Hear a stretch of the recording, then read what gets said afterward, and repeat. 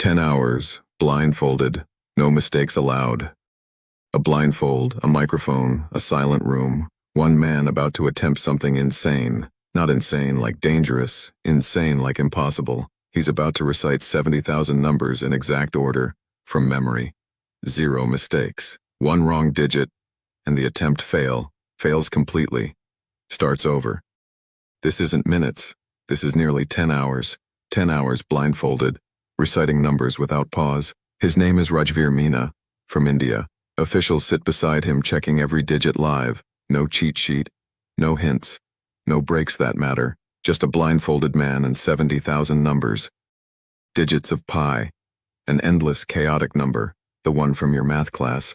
This goes on for 70,000 digits. No pattern, no rhythm, no logic to exploit. Just raw, meaningless, endless noise.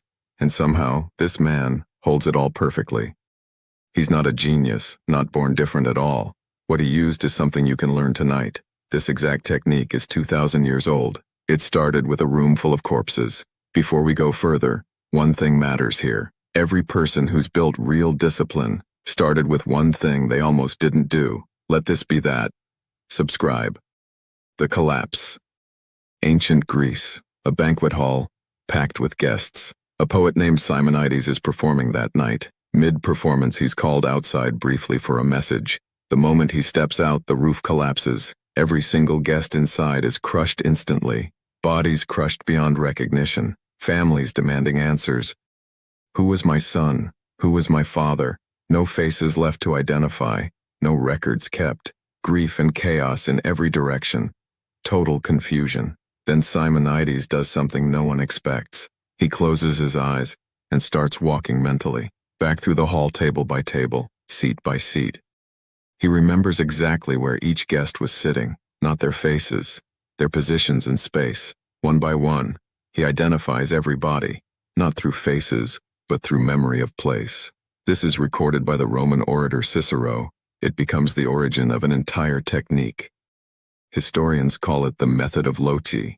You might know it as the memory palace. Here's the actual discovery buried inside that horror. Human memory for space is frighteningly powerful. You can walk through your childhood home right now, every room, every hallway perfectly in order. Instantly, no one taught you that.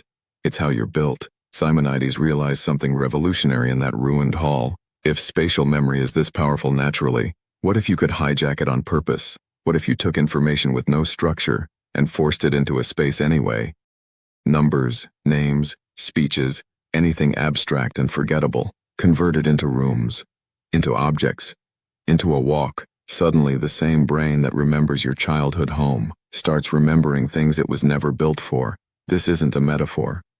This is a real technique. And 23 centuries later, scientists finally tested it. The brain scan that changed everything. 2017, Munich, Germany. The Max Planck Institute. Researchers gathered 2 very different groups of people. Group 1, ordinary people. No memory training whatsoever. Group 2, world champion memory athletes, elite performers. The scientists scan both groups' brains carefully, precisely. The champions' brains show a distinct pattern, unique connectivity, completely different from the untrained group as expected. But here's where the study gets genuinely strange. The researchers train the ordinary group for 6 weeks, teaching them one specific technique. The method of Loti. Just 6 weeks. Not years, not a lifetime. After training, they scanned the ordinary group again. Their brains had physically changed, significantly. Their neural connectivity now resembled the memory champions. Not identical, but unmistakably moving in that direction. 6 weeks of one technique altered brain connectivity. This was published in the journal Neuron, peer-reviewed. Actual modern measurable neuroscience, confirming an ancient discovery, a grieving poet in a collapsed banquet hall, and a neuroscience lab in modern Germany, arrived at the exact same conclusion. 2,300 years apart. Same mechanism, same technique. This is not a trick for savants. This is not a gift some people have. This is trainable, documented, measurable, repeatable. So how does Rajveer actually use it for pi? And more importantly, how could you use it tonight? Building your own palace. Here's exactly how this technique works in practice. Step 1. Choose a place you know perfectly. Your childhood home, your current apartment, anywhere familiar. This becomes your palace, your mental structure, fixed and stable. Step 2. Pick a fixed route through that place. Front door, hallway, kitchen, living room, bedroom, in order. Always the same order every single time you use it. Step 3. This is where it gets strange. For anything you want to remember, create an image. Not a normal image. A vivid, absurd, exaggerated one. The stranger. The image. The harder to forget. Boring information is forgettable. Bizarre images are sticky. Now, for numbers specifically, memory athletes use the major system. Each digit gets converted into a specific sound. 1 becomes T, 2 becomes N, 3 becomes M. Those sounds combine into words. Words become images. The number 73, for instance, could become the sound KM, turned into a giant camel. Place that camel at your front door vividly. The next digits become another absurd image in your hallway.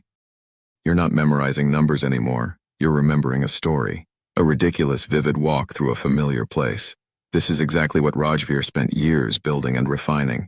Not 70,000 random digits. 70,000 vivid images, placed carefully along an enormous, well-rehearsed mental structure.